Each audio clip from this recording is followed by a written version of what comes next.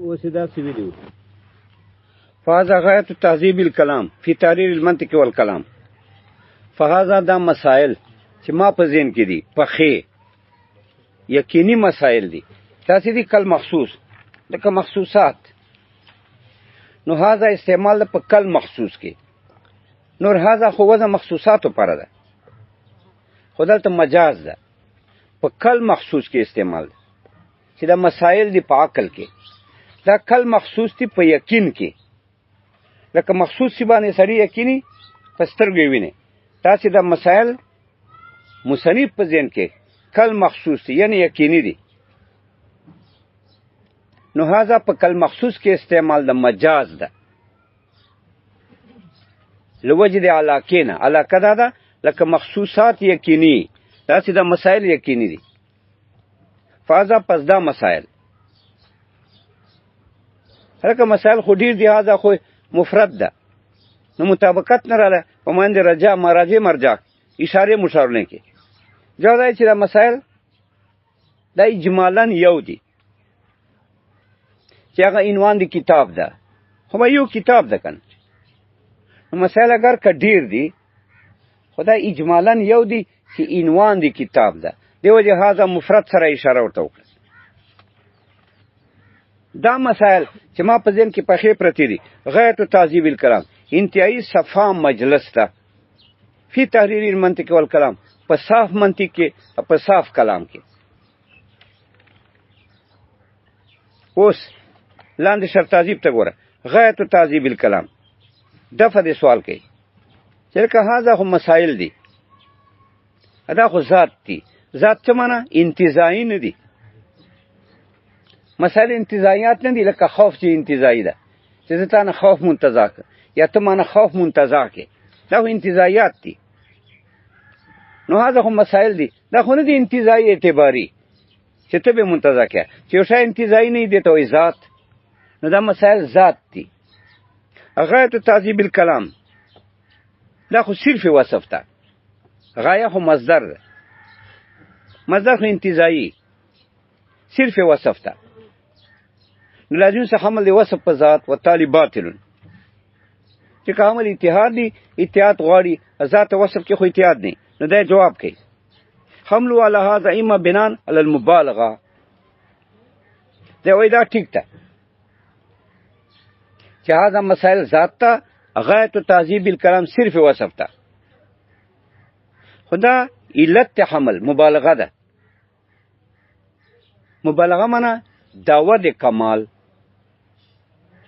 دعوه د کمال څنګه ده چې دا وصف کې دعوه د کمال ده کنه وهینو ذات وای کې دا ذات وګرځیدای په ادعا سره په دعوی سره دې ته حمل مبالغتن وای زید عبد عبد الوصف ته زید ذات ته حمل مبالغتن ده یعنی دا حمل لوجه د دعوی د کمال نه ده چې وصف کې دعوه د کمال ده کمال لوجنه دا وصف داسې دا دعوی د کمال لوجه دا وصف داسې د لکه ذات نو بس حمل د ذات په ذات تکنه حمل علی هذا حمل د دې په هذا باندې اما بناون یا بنا د المبالغه په دعوی د کمال دغه دعوی د کمال لوجنه وصف دې حد ته ورسېده چې ذات نه خو زید عدل او بناون علی ان تقدیر هذا کلام مهذب غایت التهذیب یا بل جواب کوي دی وای اصل کې داسې ده چې هذا مبتدا ده کلام مهذب دلته پټ خبر ده هذا غایت التهذیب څه ده مفعول مطلق ده دلته مفعول مطلق کای مقام دی خبر ده او اصل خبر خو کلام مهذب ده نو خو ذات ته هذا کلام مهذب دا مسائل چې ما په ذهن کې پرتی دي اجمالاً کلام مهذب دا کلام ده صاف کلام ده چانه صاف ده اینه دې کې حشو و تطویل زیاتی خبرې نشته پکې فضوله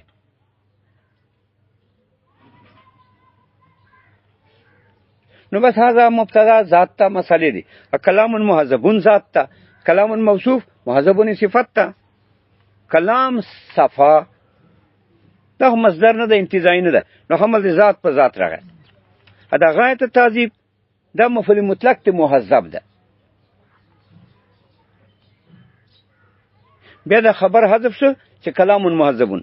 دا مفعول مطلق څه ده چې غایت التعذیب دا قائم دا مفعول مطلق دا قائم مقام دی عامل شو، یعنی قائم مقام دی خبر شو. نو هذا غایت التعذیب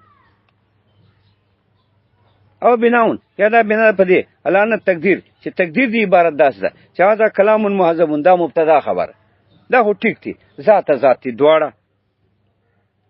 غایت التعذیب دا مفعول مطلق ته فحذف الخبر خبر حذف ته واقیم المفعول المطلق مقامه. او مفعول مطلق چې غایت التعذیب ده دا که مقام دی خبر ده. و اورب باعرابی اقائم لره حکم دی مقامی، نائب لره حکم دی منابی. نو خبر مرفوع چې کلام محذبون، نو دا غایت التعذیب مو مرفوع که ورنه اصل کې خدا مفعول مطلق ته، مفعول مطلق خو منصوبی خدا مو مرفوع که نائب په حکم دی مناب کې شو. و اوربا مورب شد غایت التعذیب بیرابی په اعراب د کلام محذبون سره علی طریق المجاز الحذف، په طریقې د مجاز بالحذف. مجاز بالحذف چاته وای؟ مجاز بالحذف دی ته وای چې لفظ په خپل معنی خو ما تقدیر صرف تقدیر ته ضرورت دی، زیرا وجه حذف ورته وای.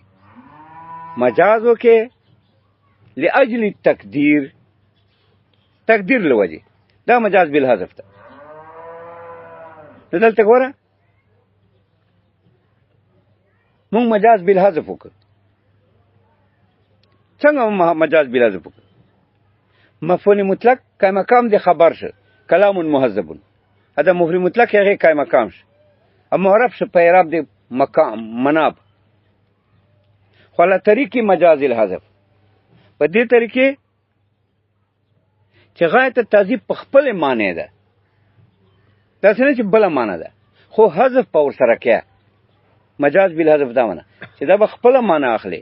غایت التعذیب داسې نه چې کلام محذب په معنی سره وي، خپله معنی وي، خو مجاز بالحذف حذف په معتبره کلام محذب به ورسره اعتبار کوي، ځکه مجاز بالحذف ورته وایي. قولو فی تحریر المنطق والکلام دا کلام محذب صاف مجلس تا، غایت التعذیب کامل صاف. غایت التعذیب الکلام انتہائی صفا کلام، کلام محذب دا انتہائی صفا کلام. فی تحریر المنطق والکلام په صاف منطق کلام کی او دا وایي چې دا فی تحریر المنطق څه ده؟ دا ظرف تا، تعذیب الکلام پر دا ظرف تا. هذا غایت التعذیب الکلام دا انتہائی کلام محذب ده. غایت التعذیب په انتہائی صفا سره انتہائی صفا کلام ده. خو فی تحریر المنطق والکلام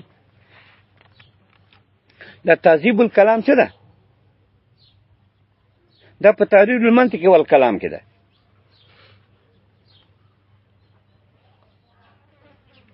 دا کلام محذب غایت التعذیب دا فی تحریر المنطق والکلام دا په تحریر المنطق والکلام کې ده. دا ظرف ده. چا پر ظرف ده؟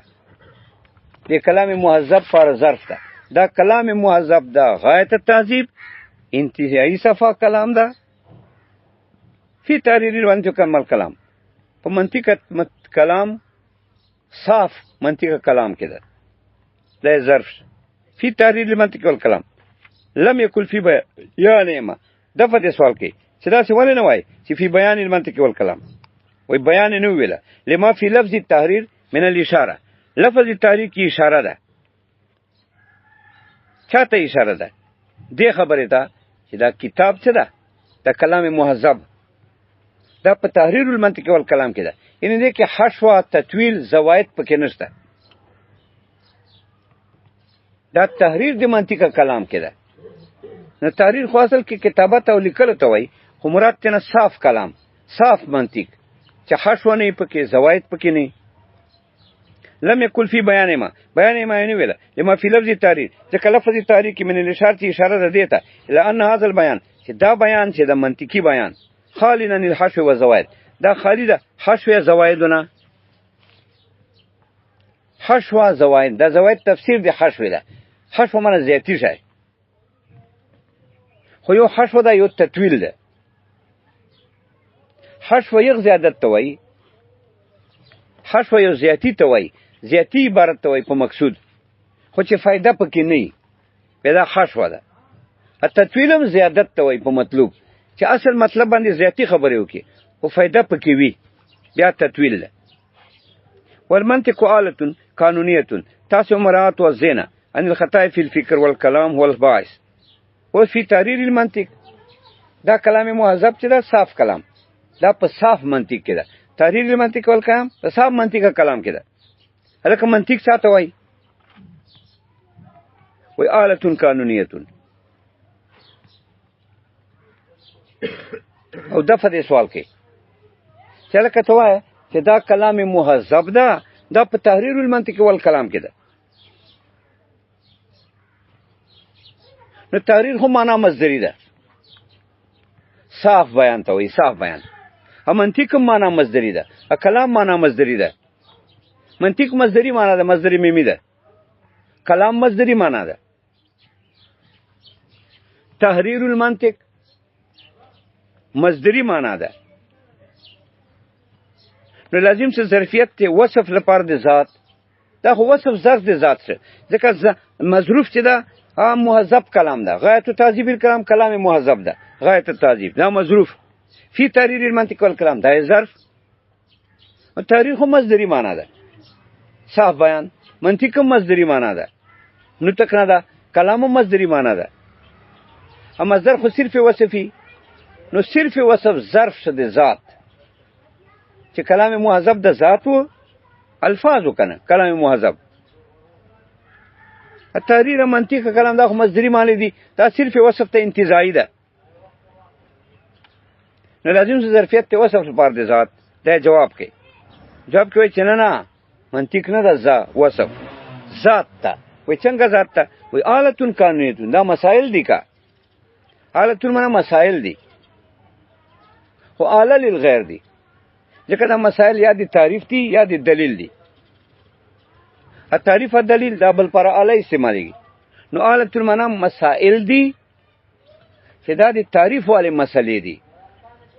هدي تام ناقص راځي ترم کې دلیل والے مسئلې دي. دا تعریف والے مسئلې، دلیل والے مسئلې، دا ټول آله دي، یعنی بل پر استعمالیږي. نو دا آلة هم مسائل دي. قانونیتون دا داسې مسائل دي. قانونیتون کلی، دا کلی مسالې دي. کلی مساله څنګه وي؟ هغې نه استنباط تی جزئیاتو کېږي. بضم صغرى سهلة رسول تاویل دي.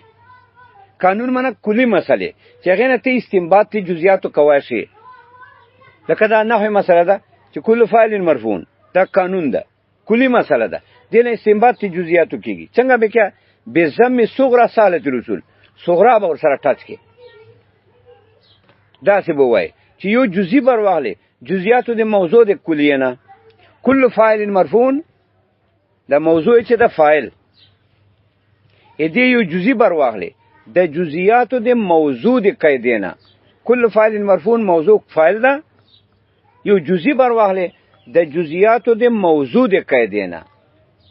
اب مبتدا کې دا عنوان د موضوع څه ده چې فاعل ټکی ده، دا به خبر کې بدینه بجوړ کې صغرا سهلة الاصول آسان ده.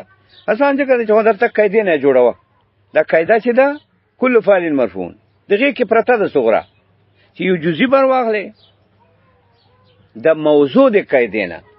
موضوع د قاعده فاعل ده کنه، دې یو جزئی بر واغلی. اب مبتدا کې دا عین عنوان د موضوع چې دا فاعل ټکی ده، دا به خبر کې داسې به وایي زید په ضرب زیدون کې فاعلون، دا صغرا سهلة الاصول ځکه ده چې دغې قاعدې کې نه دا صغرا پرته ده کنه، جزئی پکې پروت ده، فاعل یو فرد. دغه به بیا ورته محمول کې زید په ضرب زیدون کې فاعلون، ځکه ورته وایي سهلة الاصول. و کل فاعل مرفوع، فاعل کټ کا، نو زید په ضرب زیدون کې مرفوع. نو قاعده کلیه دې ته وایي چې هغې نه جزئیات او احکام معلومیږي. لکه دلته معلوم کتنه آلتون دا مسائل دي چې بل پر آله استعمالیږي چې مسائل دي تعریف او دلیل دي. قانونیتون قواعد کلی دي هغه نه به جزئیات ته معلومه. تاسو مراعات وزنه چې بچ ساتي خیال ساتل چې خیال ساتي په تعریفات او دلایلو کې. تاسو نه چې خیال نه ساتي او تعریفونه دلایل کې. تاسو مو چې بچ ساتي مراعات وا خیال ساتل دي د چا د منطق آله چې خیال ساتي. چیرته به خیال ساتي؟ په تعریفات او دلایلو کې. ذهن لره بچ ساتي ان الخطا فی الفکر د غلطیانه فی الفکر په تعریف او په دلیل کې. پس خلاص نو دا دفعه د سوال وکړه چې ته منطق داسې آله ده چې تا بچ ساتي. نو ډېر منطقیانی بچ نه غلطیانه تعریف او دلیل کې غلطي وینا نه مراعات وا چې خیال خو یې کیا کنه په تعریف او په دلیل کې رعایت یې کیا. والکلام والعلم الباحث عن احوال المبدا والمعاد علم کلام تراله هدي متن کې دوه فن دي. منطق ته په اول سر کې او رسته کلام ده. اوس کتاب چاپ ده تر اوسه نو دا کلامي سره تعذيب تر اوسه نو اوس چاپ شوی ده. خدای عبارت ډیر مزدار دغه د منطق والی عبارت ډیر مزیدار ده. ا کلام والی عبارت مزیدار نه ده. داسې دا حضوري نه تر عرفان کې ماهری خو یو کې ماهری بلکې داسې نه ماهر. نو هغه عبارت داسې خاص مزیدار نه ده. ما ذهن کې داسې و داس کوله مې دلته هلته کوړی کې خاجي دا اصله والکلام والعلم الباعث دا هغه علم ده تصدیقات دي چې باس کوي ان احوال المبدا والمعاد د احوالو د ذات ته واجب تعالی نه. مبدا معنا علت حقيقي.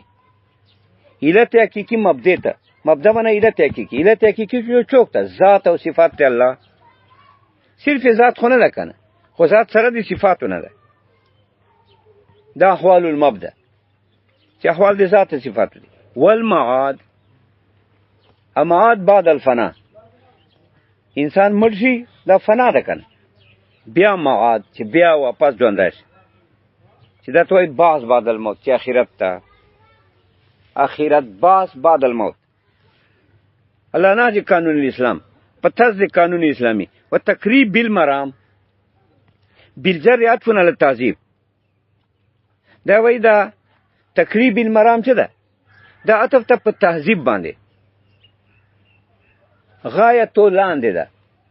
هذا مبتدا غایه مضاف تهذیب الكلام مضاف الیه.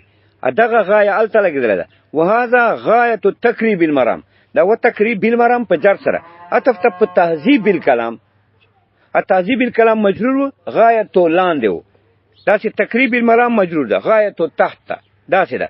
هذا غایه تهذیب الكلام هذا غایه تقریب المرام. هذا دا مسائل منطقي چې ما په ذهن کې دي. غایه تقریب المرام دا انتهایی نزدې کون قاعده انتهایی تقریب مقرب ده انتهایی نزدې کون قاعده. المرام مقصد منطقي لرا ال الافهام اذهان ہوتا اذهان ته دا زبردست طریقې سره منطق نږدې کی.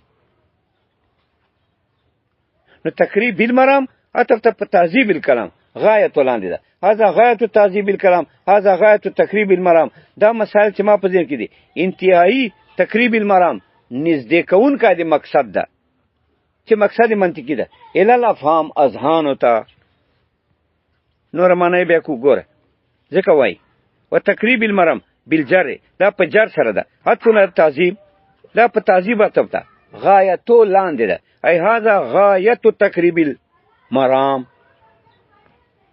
نو هذا مبتدا غایه مضاف تقریب بالمرام دا مضاف الیه مضاف الیه خبر خجی ذکر ویلا. ای هذا غایه تقریب المرام ویلکه مرام چیرته وای ویل مقصد. هذا غایه تقریب المرام ای المقصد چې مقصد منطقي ده. دا نږدې کوي چا ته نږدې کوي الی الطباع والافهام مزاج ته طباع معنی طباع عقلی یعنی د عقول طبیعت ته دا نږدې کوي والافهام افهام دا ترجمه د عقل ده والحمل على طریق المبالغه دا دفع د سوال کې چې لکه هذا غایت تقریب المرام چې هذا دا غایت تقریب المرام حتی په تعذیب الکلام غایت لاندې راغلی دا څه شی عبارت چې هذا غایت تقریب المرام نو هذا مبتدا دا خو ذات ده غایت التقریب غایه مصدر ده تقریب مضاف الیه ده دا مصدر ده دا خبر دا حمل صرف وصف په ذات ته چې کله مصدر ده کنه غایت التقریب المرام هذا خو ذات ته نو حمل دی وصف په ذات ته دا جواب کوي دا وایي والحمل على طریق المبالغه دا تقریب المرام یعنی دا غایت التقریب المرام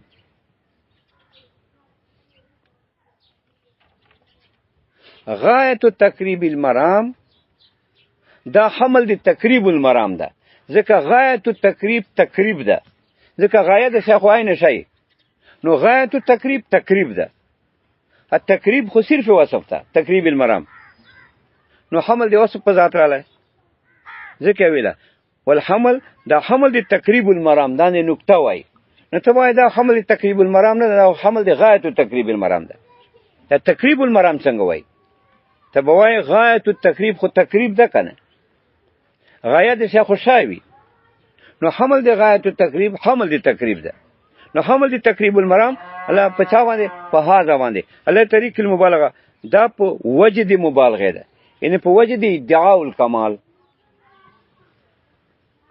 ځکه موږ دا تقریب حمل کړی ده په هاذا باندې چې موږ دعوه د کمال کړی ده په چا کې په تقریب کې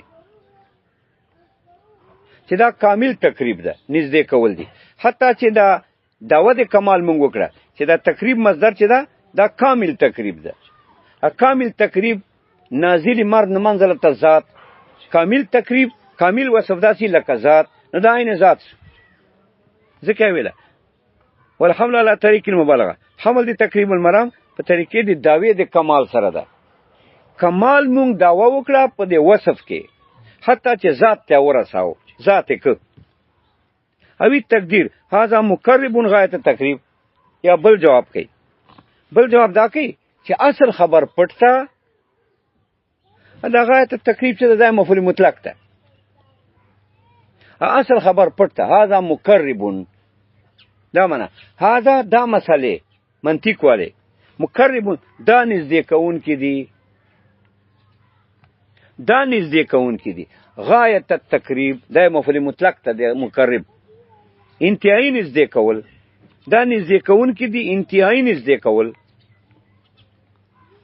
نو هاذا مبتدا مقرب خبر ده دا غایت تقریب مفعول مطلق ته الکه څنګه دا مفعول مطلق ته مفعول مطلق خو به جنس ته فعل نه نو مقرب فعل عامل خو مقرب ده مفعول مطلق خو غایه ده جواب دا چې غایت التقریب دا تقریب ده کنه غایه د شی وي نو غایت التقریب تقریب ده التقریب مقرب خو یو ماده ده نو اصل خبر مقرب ده عامل ده دا تقریب مفعول مطلق ده نو دلته مفعول مطلق کای مقام دی عامل ده کای مقام دی خبر ده هذا غایت التقریب ای هذا مقرب غایت التقریب نو دا مفعول مطلق کای مقام دی خبر ده و اور به اعرابی اما عرب شو په اعراب دی خبر هذا غایت تعذیب الکلام هذا غایت تقریب المرام پوښتنه کنه هذا اوی تقدیر یا تقدیر داسته هذا مقرب یعنی هذا مبتدا خبر پټه هذا مقرب دا غایت تقریب چې ځای مفعول مطلق ده نو عامل حذف شو مقرب خبر هم مفعول مطلق کا مقام دی عامل شو اما معرف شو په اعراب دی عامل هذا مقرب غایت التقریب ای هذا غایت تقریب المرام من تقریر قائد الاسلام دی وای بیان للمرام هذا غایت التقریب المرام دا انتهایی نزدې کون کا دی مقصد ده مقرب غایت تقریب المرام دا مقرب دا مسائل منطقي دا مقرب دي نږدې کوونکي دي غایت تقریب المرام انتهایی نږدې کوي مقصد چاته نږدې کوي الی الاذهان اذهان ته دلته پټ کې ورته رسیله هاذا دا مسائل منطقي غایت تقریب المرام انتهایی نږدې کوي ای مقرب غایت تقریب المرام دا انتهایی نږدې کوونکی دی مقصد ده الی الاذهان اذهان ته ځکه ویله تقریب المرام بالجر عطف على التعذيب ها من تقریر عقاید الاسلام بیان للمرام دا د مرام بیان ده هذا غایت تقریب المرام هذا مقرب غایت تقریب المرام دا مسائل نږدې کوونکي دي انتهایی نږدې کول د مقصد کوي هلکه دا مرام څوک ته من تقریر عقاید الاسلام چې مضبوطی اسلامي عقیدې دي دا هغه مرام ده بیان للمرام دا د مرام بیان ده غایت تقریب المرام انتهایی نږدې کوي مقصد څوک ته من تقریر عقاید الاسلام چې پخې اسلامي عقیدې دي والاضافه فی عقاید الاسلام بیانیه پخې اسلامي عقیدې عقاید الاسلام دا عقاید مضاف ته اسلام ته دا کوم اضافت ته دا جواب کوي چې دا اضافت بیانی ده څنګه اضافت بیانی ده اسلام عقیدو ته وایي کنه نو مضاف مضاف الیه یو دی اسلام عقیدو بیان ده فرق اعتباری ده په دې اعتبار چې دا زړه کې پرتی دی راسخ مضبوطه عقیده ورته وایي په دې اعتبار چې خلک تابع دي اسلام ورته وایي اسلام تابعداري ته وایي نو ول اضافت فی عقاید الاسلام اضافت په عقاید الاسلام کې بیانیتون دا بیانی ده یعنی عقاید عین اسلام دي کنه ان کان الاسلام عبارتن که اسلام عبارتی عن نفس اعتقاداتنا وان کان عبارتن که اسلام عبارتی عن مجموع الاقرار باللسان والتصديق بالجنان والعمل بالارکان که اسلام درې وشانو عبارتی اقرار تصدیق اعتقاد زړه باندې په دې دین عمل بالارکان په جوارح عمل کول د دریو نه عبارتي بیا اضافت جز د کولتا عقاید الاسلام عقاید فی الاسلام د اسلام عقیده دا جز د عقیده د اسلام خو کل ده عقیده دی پکې عمل ده پکې اقرار ده پکې والاضافه فی عقاید الاسلام خجی وان کان عبارتن که اسلام عبارتي عن مجموع الاقرار باللسان والتصديق بالجنان اعتقاد په زړه جنان معنا زړه والعمل بالارکان ارکان معنا اعماق جوارح اندامونه او کان عبارتن عن مجرد الاقرار باللسان یا عبارتي د اسلام او اسلام عبارتي صرف اقرار لسانی نه نو عقاید الاسلام عقاید خو عقیده شوی اسلام په معنا د اقرار اسلامی فالاضافه الامیه اضافت به معنی لاندې عقاید للاسلام عقاید جز دی اسلام کل عقاید للاسلام یا عقاید متعلق دی اقرار متعلق تا اسلام صرف اقرار ده عقاید خو عقیده دي نو عقاید للاسلام عقاید لپاره د اقرار اسلامی قالو جالتو تفسیرتن بس